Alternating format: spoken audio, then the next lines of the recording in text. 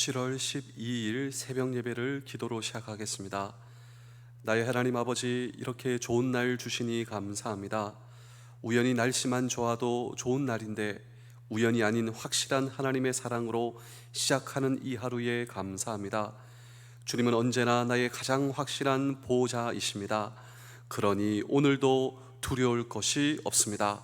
오늘도 이 확신을 가지고 담대하게 시작하오니 나에게 주신 모든 재능과 건강과 에너지를 가지고 나를 필요로 하는 곳에서 빛과 소금의 역할을 감당하게 하여 주시옵소서.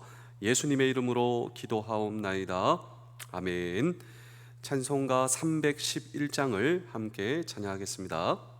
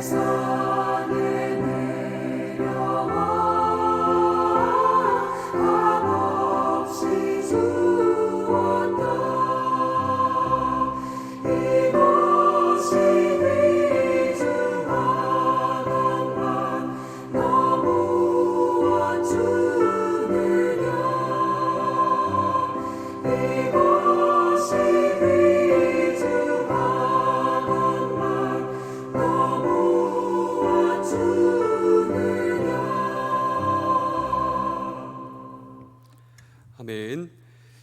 예레미야 31장 23절의 말씀입니다. 만군의 여호와 이스라엘의 하나님께서 이와 같이 말씀하시니라.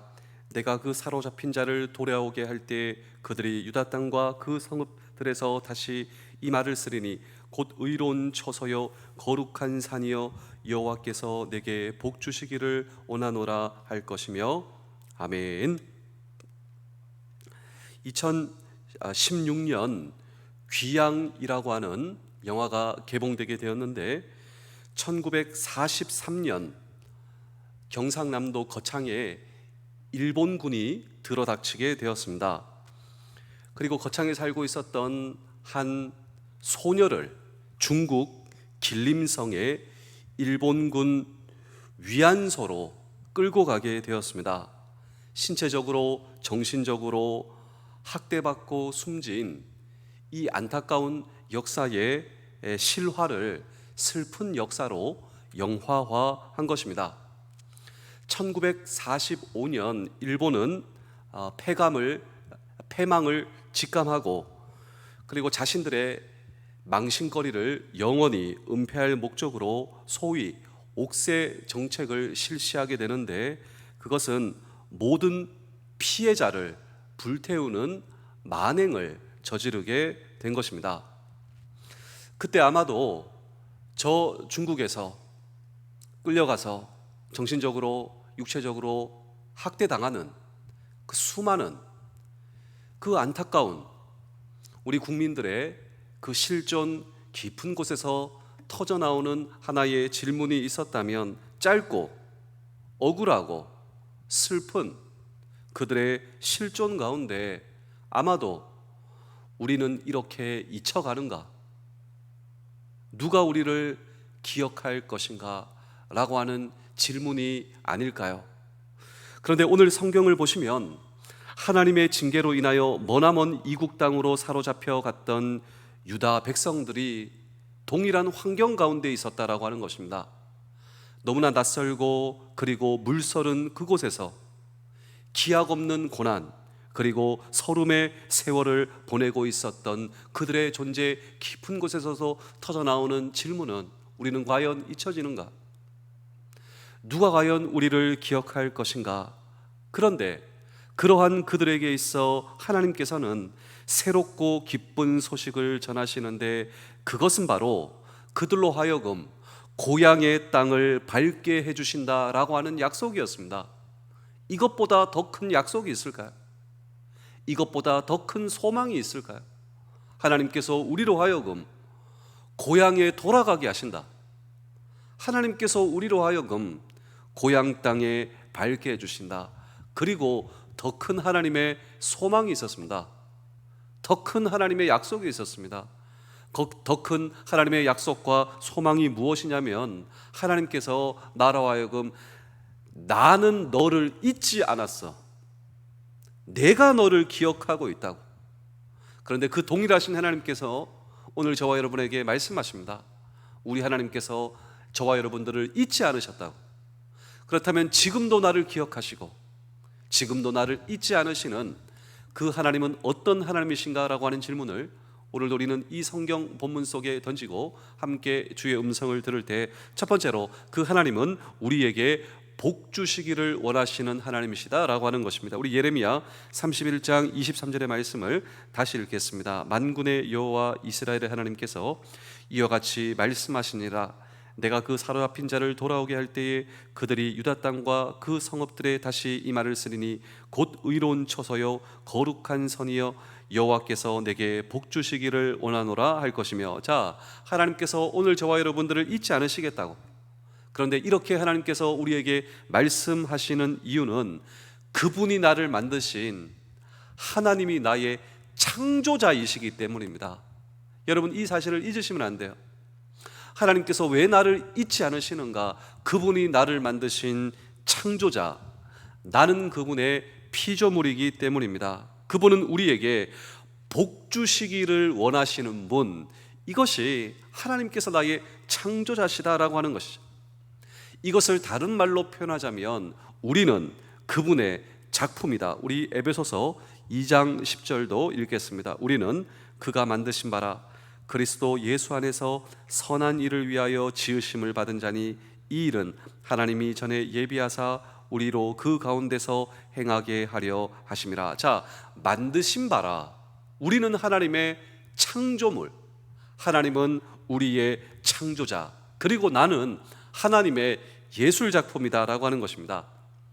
탁월한 예술작품을 가리켜 걸작품, masterpiece라고 하는 표현이 있습니다. 그런데 우리는 하나님의 걸작품이요, 내가 나를 어떻게 평가하든 그리고 내가 어떻게 나를 자책하든과 상관없이 우리는 너무나 하나님의 소중한 존재, 이 사실을 저와 여러분 잊으시면 안 됩니다. 그리고 하나님께서 나를 창조하신 이유가 성경 말씀에 나오죠. 하나님께서 나를 만드신 이유, 그것은 오늘 저와 여러분들로 하여금 선한 일에 사용하시기 위해서, 그냥 감상만 하는 것이 아니라 그분의 목적과 뜻을 이루기 위해 오늘 저와 여러분들을 만드셨다. 여러분, 그렇습니다. 오늘도 하나님께서 나의 창조주, 하나님께서 나를 만드셨다. 이것은 하나님께서 나에게 복 주시기 원하시는 그분이 오늘도 나의 하나님이시다라고 하는 사실을 기억하시는 우리 모두 되실 수 있기를 주의 이름으로 축복합니다. 두 번째로 예언의 성취입니다. 우리 예레미야 31장 23절의 말씀을 읽겠습니다. 시작. 만군의 여호와 이스라엘의 하나님께서 이와 같이 말씀하시니라. 내가 그 사로잡힌 자를 돌아오게 할 때에 그들이 유다 땅과 그 성읍들에서 다시 이 말을 쓰리니 곧 의로운 처소요 거룩한 산이요 여호와께서 내게 복 주시기를 원하노라 할 것이며. 자, 이스라엘 백성들의 귀향이죠.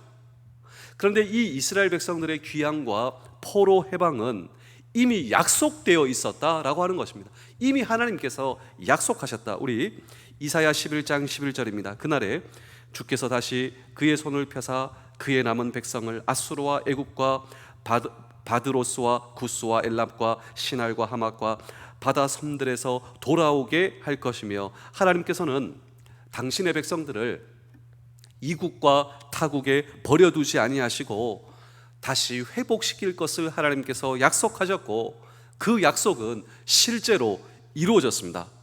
하나님께서는 당신의 백성들을 향하여 수많은 약속들을 하셨는데 그 약속을 이루어 주시지 않은 때가 한 번도 없어요. 그런데 오늘날 저와 여러분들에게도 약속하시고 계시는 하나님, 그런데 그 약속들이 때로 성취되지 않을 것 같이 여겨질 때도 사실 우리 가운데 있습니다. 그럼에도 불구하고 저와 여러분들은 결코 실망하거나 그리고 낙심해서는 안 됩니다. 왜냐하면 언젠가는 그 약속이 분명히 이루어질 것이기 때문입니다. 왜냐하면 하나님은 신실하신 하나님, 우리에게 약속하시며 그 약속을 이루시는 하나님. 때로 우리가 살아가고 있는 이 세상은 늘 정의만이 존재하는 것이 아닌 것처럼 우리에게 느껴질 때가 있어요. 정의가 늘 승리하는 것만도 아닌 것처럼 느껴질 때가 있습니다. 때로는 불의가 정의를 압도하고 억압하는 경우도 적지 않은 것처럼 느껴질 때가 있습니다. 왜냐하면 오늘 성경 본문의 바벨론의 경우가 바로 그 예가 되지 않겠습니까? 이방 족속이 하나님의 백성을 압제하고 괴롭히는 현상, 분명 불의가 득세하는 장면이다라고 하는 것입니다. 그러나 하나님께서는 결코 불의의 번영을 좌시하지 않으신다라고 하는 것입니다. 하나님의 정하신 때, 시기에 이르러 정의의 편에 손을 들어주시는 하나님, 그리고 오늘 본문은 유다의 귀향에 대한 사실을 통하여 그러한 진리에 우리가 접근할 수 있지 않겠습니까? 따라서 성도는 어떤 악의 상황에 처한다 할지라도 정의가 마지막 승리자가 될 줄 믿으며 하나님께서 도와주실 것을 믿으며 우리가 온 힘을 다해 하나님의 진리의 말씀을 사수하는 오늘 저와 여러분들이 되어야 할 것입니다. 또한 기도에 대한 응답을 오늘 성경은 우리에게 말해주고 있는 것이에요.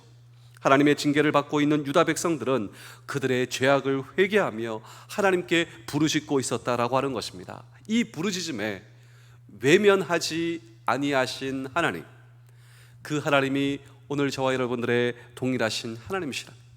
오늘도 우리에게 약속하시며 그 약속을 이루시는 신실하신 하나님, 이 신실하신 하나님을 바라보는 우리 모두 되실 수 있기를 주의 이름으로 축복합니다. 세 번째로 소망을 품어야 합니다. 우리 예레미야 31장 24절입니다. 유다와 그 모든 성읍의 농부와 양떼를 인도하는 자가 거기에 함께 살리니. 자, 먼 이국 땅, 이 유다 백성들은 사실 향수에 젖어 있었습니다.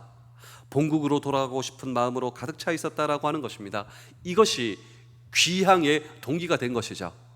근데 그런 사람만 있었던 것은 아닙니다.